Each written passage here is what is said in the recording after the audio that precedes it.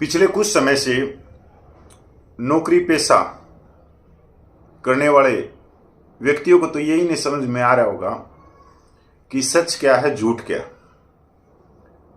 क्योंकि एक तो गोदी मीडिया ने एक जाल सा बुन दिया पे पेंशन का, महंगाई भत्ते का या 8वां पे कमीशन का, और वो जाल जाल ही नहीं बुना जो जिसको हम कह सकते हैं गुरु घंटाल। वो धुआंधार बैटिंग कर रहे, चौके छक्कों की बारिश कर रहे। अब आप देख रहे होगे पिछले कुछ दिनों से कि जो डीए है वो 50% होने के बाद में वो बेसिक पेंशन में मर्ज हो जाएगा। अच्छी बात है। जो पेंशन 18,000 रुपये ले रहा है तो उसकी सीधी 27,000 बेसिक पेंशन हो जाएगी। इसी तरह वेतन वाले जो सर्विस पर्सन है उनकी भी बढ़ोतरी हो जाएगी। जब वे सोशल मीडिया में ये खबरें चलती हैं तो आप यकीन मानिए कि ये बहुत ऊपर लेवल तक जाती हैं, और जो बड़े बड़े देश भर के अखबार हैं वो मजबूर हो जाते हैं इन चीजों को लिखने के लिए कि एक्चुअल में सच और झूठ क्या है। क्योंकि जब वे कोई सच दिखाना चाह रहा हो और झूठ बहुत तेजी से चल रहा हो तो उनकी मजबूरी हो जाती है कि वो भी दिखाएं। तो आज के अखबार में आया है, और जाना माना अखबार है दी इकोनॉमिक्स टाइम्स। इसके अंदर बताया गया है जो 50% डीए हो गया, 50% तो वो क्या बेसिक पेंशन या बेसिक वेतन में मर्ज हो जाएगा। इसमें कुछ एक्सपर्ट भी हैं, उन्होंने भी अपनी अपनी राय दी है कंपनियों के। तो ये पूरी खबर आप लोगों को पढ़नी चाहिए द इकोनॉमिक्स टाइम पे जाके, जिससे आप सच और झूठ का आसानी से पता लग सके कि गोदी मीडिया किस हद तक कर्मचारियों को गुमराह और बरगला रही है। खासकर ये जो कोट टाई वाले यूट्यूबर हैं इन्होंने बहुत ज्यादा नुकसान किया है, और खासकर जो पूर्व सैनिक हैं उनको एक तरह से उनके जो जायज मुद्दे हैं उन मुद्दों से हटा के और एक झूठ की कतार में खड़ा कर दिया, सपनों की कतार में खड़ा कर दिया, और इसका बहुत बड़ा लॉस भी हुआ है, और वो आने वाले समय में भी पता लगेगा। तो मैं पहले इस खबर पे चलता हूं। द इकोनॉमिक्स टाइम्स की है, आज की है। डीए डीआर 50% तक बढ़ गया। क्या अब डीए डीआर स्वचालित रूप से केंद्र सरकार के कर्मचारियों पेंशन भोगियों के मूल वेतन में विलय हो जाएगा? केंद्र सरकार के कर्मचारियों के लिए महंगाई भत्ता हाल ही में 4% से 50% तक बढ़ा दिया गया है। केंद्र सरकार के पेंशन भोगियों के लिए महंगाई राहत डीआर भी 4% से बढ़कर 50% तक कर दी गई है। संशोधित डीए 1 जनवरी 2024 से प्रभावी है। ऐसे में अटकलें हैं कि क्या डीए और डीआर स्वचालित रूप से मूल वेतन घटक में विलय हो जाएगा जब डीए 50% की सीमा को छू लेगा। ऐसा इसलिए क्योंकि पिछले उदाहरण में डीए को 50% का आंकड़ा छूने के बाद मूल वेतन में बदल दिया गया था। डीए डीआर स्वचालित रूप से मूल वेतन में विलय हो जाएगा क्योंकि यह 50 के आंकड़े को छू चुका है। क्वेश्चन मार्क क्या हो जाएगा? जवाब ना है। लथुरा एंड लथुरा लॉ ऑफिस भारत के पार्टनर संजीव कुमार ने कहा 7वें वेतन आयोग की रिपोर्ट में ऐसे किसी उपाय की सिफारिश नहीं की गई। 7वें पे कमीशन में इस तरह की कोई सिफारिश नहीं की गई।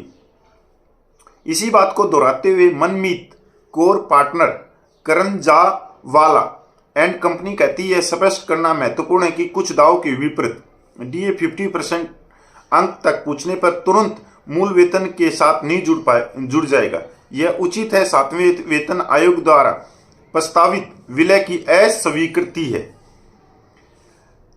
5वें वेतन आयोग की सिफारिश के अनुसार जब भत्ता 50% सीमा पार कर जाता है तो डीए को महंगाई वेतन में शामिल किया जाता था। इसका एक उदाहरण देते हुए बीटीजी एडवाया के पार्टनर अर्जुन पेलरी कहते हैं 5वें वेतन आयोग की रिपोर्ट पैरा 105.11 में डीए को मूल वेतन के साथ विलय करने और इस तरह के विलय को महंगाई वेतन करार देने की सिफारिश की गई थी। इस सिफारिश के बाद 2 मई 2004 में भत्ते और सेवानिवृत्त लाभों की गणना के उद्देश्य से महंगाई वेतन बनाने के लिए मूल वेतन का 50% डीए विलय कर दिया गया था। इस कदम से केंद्र सरकार के कर्मचारियों और पेंशन भोगियों दोनों पर असर पड़ा। आर लीगल पार्टनर्स LLP के पार्टनर अभिषेक अवस्थी कहते हैं, हालांकि छठे वेतन आयोग सहित बाद के आयोग ने इस तरह के विलय के खिलाफ विकल्प चुना है। क्या अब 50% तक पहुंचने से केंद्र सरकार के कर्मचारियों का वेतन ढांचा बदल जाएगा? Question mark. यह समझने के लिए डीए 50% तक पहुंचने से केंद्र सरकार के कर्मचारियों के वेतन पर क्या प्रभाव पड़ेगा, विभिन्न केंद्रीय वेतन आयोग की सिफारिश को जानना महत्वपूर्ण है। इसे आगे समझाते हुए कोर कहती है, छठे वेतन आयोग ने वेतन समायोजन को 10 साल के निर्धारित चक्र से अलग करने और उन्हें उस चरण से जोड़ने का विचार प्रस्तुत किया जब महंगाई भत्ता या महंगाई राहत 50% सीमा से अधिक हो जाए। कुमार कहते हैं, यह सिफारिश इस बात पर जोर देती कि मुद्रास्फीति के नकारात्मक प्रभाव को कम करने के लिए भविष्य में वेतन संशोधन तब होना चाहिए जब डीए मूल वेतन के 50% तक पहुंच जाए या उससे अधिक हो जाए। कर्मचारियों का डीए 50% तक पहुंचने पर अब क्या होगा, इसका उत्तर देते हुए SKV लॉ ऑफिसर के मैनेजिंग पार्टनर श्री वेंकटेश कहते हैं, जब महंगाई भत्ता 50% तक पहुंच जाता है तो इससे अन्य संबंधित भत्ते जैसे कि मकान किराया भत्ता, दैनिक भत्ता, ग्रेजुएटी सीमा, छात्रावास सब्सिडी और ग्रेजुएटी में वृद्धि होती है।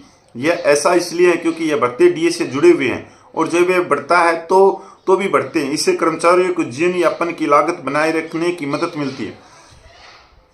सैनिक भाइयों, ये द इकोनॉमिक्स टाइम्स की पूरा खबर थी। इसमें एक्सपर्ट भी थे, उन्होंने अपनी राय भी रखी और इसमें बताया कि ऐसा कुछ नहीं होगा कि 50% जब डीए हो जाएगा तो वो बेसिक वेतन या बेसिक पेंशन में मर्ज हो जाएगा, विलय हो जाएगा।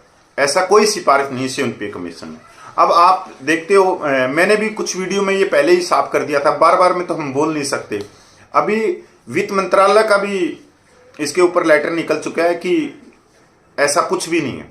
दूसरी बात, आप देखोगे कोट टाई वाले को कल ही देखोगे आप, कल या परसों के वीडियो में उसने इसी डीए को मर्ज कर दिया बेसिक पेंशन में, वेतन में, और लाखों कर्मचारियों की बल्ले बल्ले कर दी कोट टाई लगा के।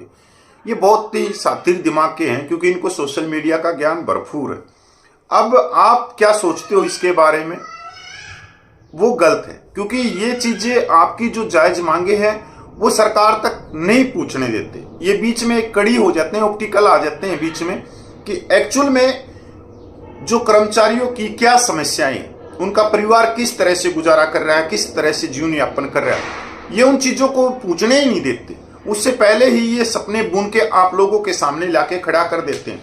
अब ये जब वीडियो या सोशल मीडिया पे इस तरह की खबरें आती हैं तो आप जब इनके वीडियो देखते हो तो आप इनको देखोगे, इनकी बोलचाल की भाषा, मतलब एक मनोबल के साथ में ये अपनी बातें रखते हैं, मतलब अच्छी तरह से आंखों में आंख मिला के, तो यकीनन ऐसा लगता है कि ये सच कह रहे हैं।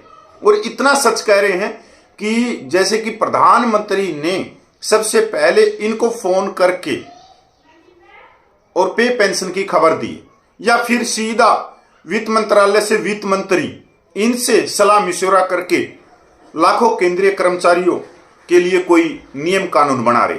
ये इस तरह से मनोबल को दिखा के और ये बरगलाने का काम कर रहे।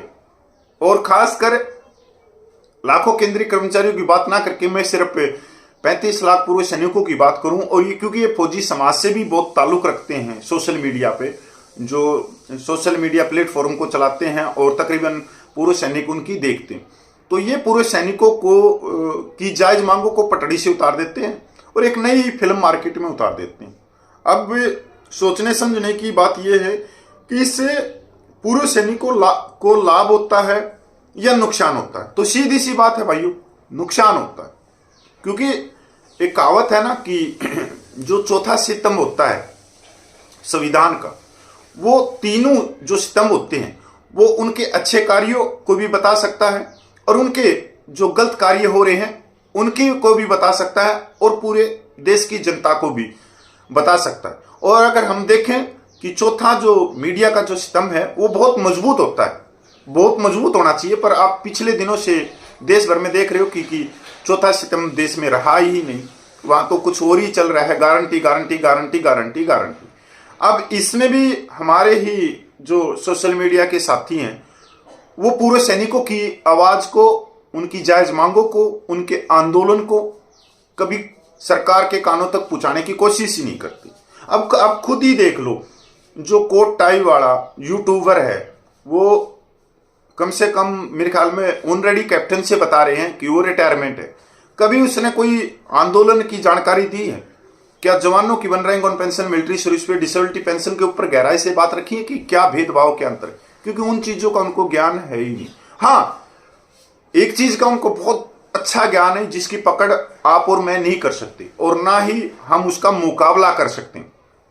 वो है लोगों की आंख बांधना, लोगों को एक सपने बेचना। मतलब कहते हैं ना कि गंजों के शहर में कंगे बेचना, तो वो ऑटोमेटिक बेच रहा और इससे जो जायज मांगे हैं वो आपकी दम तोड़ती चली जाएंगी। और क्योंकि वीडियो अच्छा लगा है तो भाई मैं क्या कहें, मेरे पास में कोई शब्द नहीं है।